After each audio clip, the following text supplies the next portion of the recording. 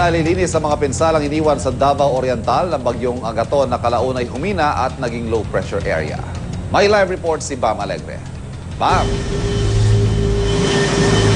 Ivan, mabuting balita nga na naging low pressure area na lang yung bagyong Agaton. Pero gayon pa man, hindi nagiging kampante yung mga otoridad, yung lokal na pamahalaan dahil posible pa rin daw magdala ng malakas na pag-ulan itong sama ng panahon. Ngayon man, nabisita natin yung Barangay Marayag at hanggang sa ngayon, nandiyan pa rin yung mga dambuhalang mga troso at bato sa komunidad na yan. Nagkaroon ng landslide dyan nung last week pero hindi pa rin nalilinis yan. Patuloy pa rin yung clearing operations dahil ngayon pa lang nagsisimulang bumuti yung panahon. At kung makita nyo yung sapa na yan, hindi naman talaga dyan yan dumadaloy. Ito yung na-divert na lang at umaagos na yung papunta sa main road.